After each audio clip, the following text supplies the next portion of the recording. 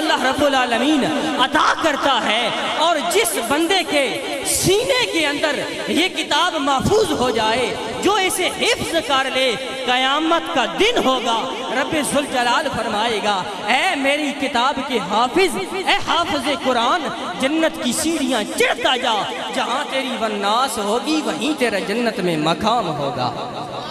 جس نے بھی اس سے پیار کیا اللہ پاک اسے اجر عطا کرتا ہے۔ اگر والدین بچوں کو حفظ کروائیں، قیامت کے دن اللہ انہیں نورانی تاج سروں پہ پہنائے گا، اور جس نے اس سے پیار کیا ان کا نام رہتی دنیا تک آباد رہ گیا۔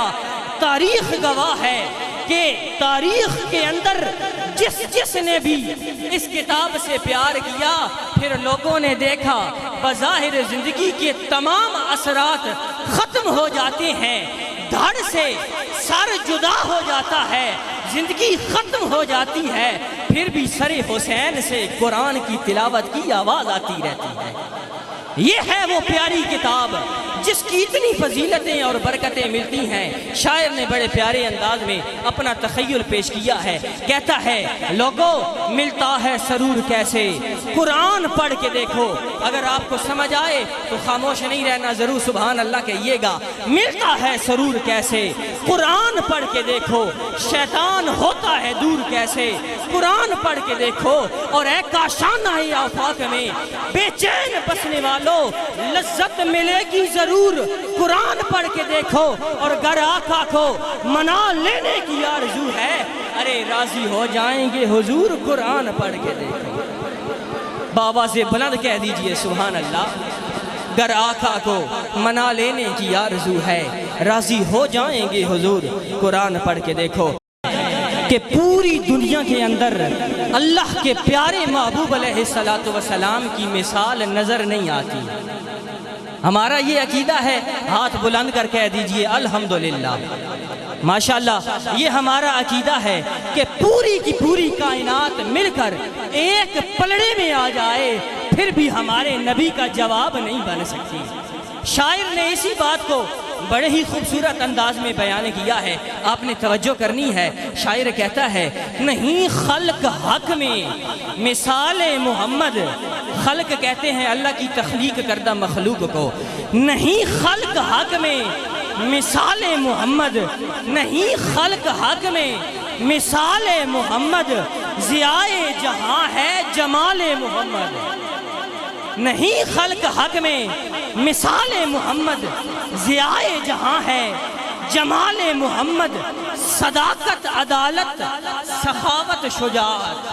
ترتیب پہ ذرا غور کیجئے گا حضرات، خلفائے راشدین کی ترتیب۔ شاعر کہتا ہے صداقت عدالت سخاوت شجاعت، یہ تمام کمالات اللہ نے میرے نبی کے صحابہ کو عطا فرمائے۔ صداقت عدالت سخاوت شجاعت، یہ کمالات ملے کہاں سے؟ صداقت عدالت سخاوت شجاعت، کمال صحابہ کمال محمد، ماشاءاللہ۔ صداقت عدالت سخاوت شجاعت، کمال صحابہ کمال محمد، اور نبی کا گھرانہ ہے جنت کا راہبر۔ ہمارا عقیدہ ہے، محبت سے کہہ دیں سبحان اللہ۔ اگر بات سمجھ آئے، اگلی بات سنیں گے تو جھوم جائیں گے۔ ہمارا یہ عقیدہ ہے نبی کا گھرانہ ہے جنت کا راہبر۔ مثل اہل بیتی کمثل سفینۃ نوح او کما قال علیہ السلام، فرمایا میرے اہل بیت کی مثل نوح کی کشتی کی طرح ہے۔ جو نوح کی کشتی میں سوار ہو گئے ان کا بیڑا پار ہو گیا، جو اہل بیت کی محبت والی کشتی میں سوار ہو جائیں گے ان کا بیڑا دونوں جہاں میں پار ہو جائے گا۔ نبی کا گھرانہ ہے جنت کا راہبر، نبی کا گھرانہ ہے جنت کا راہبر، وسیلہ بخشش ہے آل محمد۔ الحمدللہ ہمارا یہ عظیم و شان جلسہ آج ذکر امام علی مقام سے بھی موسوم ہے، ذکر امام حسن سے بھی موسوم ہے۔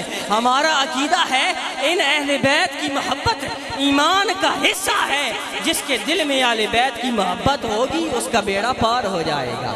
میں عرض کر رہا ہوں نہیں خلق حق میں مثال محمد ضیائے جہاں ہے، جمال محمد صداقت عدالت سخاوت شجاعت، کمال صحابہ کمال محمد، نبی کا گھرانہ ہے جنت کا رہبر، وسیلہ بخشش ہے آل محمد، اور دو عالم کا اس کو جہانگیر سمجھو جسے اپنا خادم بنا لے محمد، عبادت بجز ان کے کامل نہیں ہے۔ اللہ اکبر، بڑی پیاری بات شاعر نے کہا۔ آج بے شمار حلقے یہ بات کرتے ہیں کہ اگر نماز میں نبی کا خیال آ جائے تو نماز ضائع ہو جاتی ہے، نماز ٹوٹ جاتی ہے۔ ہم ان کو یہ پیغام محبت سناتے ہیں کہ ارے تم کہتے ہو نبی کا خیال آئے نماز ضائع ہو جاتی ہے، ہم اہل سنت سے پوچھو اگر نماز میں نبی کا خیال آ جائے بندہ مومن کی نماز کو عالم معراج مل جاتا ہے۔ ہمارا یہ عقیدہ ہے عبادت بجز ان کے کامل نہیں ہے، عبادت بجز ان کے کامل نہیں ہے روح عبادت، ہے روح عبادت خیال محمد، ہے روح عبادت خیال محمد۔ ہمارا یہ عقیدہ ہے کہ جب نبی کا خیال نماز میں آ جائے بندے کی نماز اللہ کی بارگاہ میں شرف قبولیت کو پہنچ جاتی ہے۔ الحمدللہ ہم اہل سنت کا عقیدہ روز روشن کی طرح عیاں ہے۔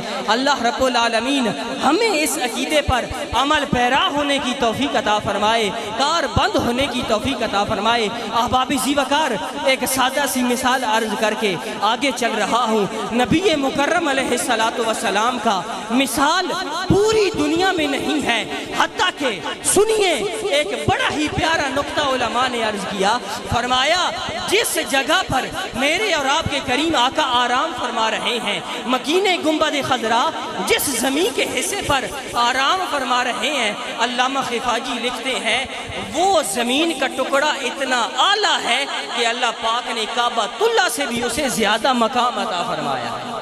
کہہ دو سبحان اللہ۔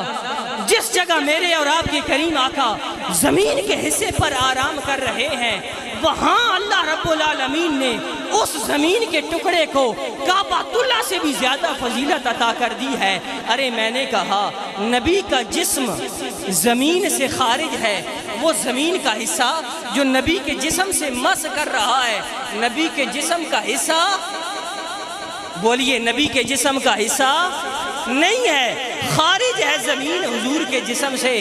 ارے جس زمین کے حصے کے ساتھ میرے اور آپ کے کریم آقا کے جسم اطہر کا ایک حصہ مس کر جائے وہ کعبۃ اللہ سے افضل ہو جاتا ہے۔ ارے وہ حسنین جو ساری زندگی میرے مصطفیٰ کریم کے کبھی پہلو کے ساتھ وابستہ ہیں، بچپن میں کندھوں پر سوار ہیں، ان حسنین کی عظمتوں کا عالم کیا ہوگا۔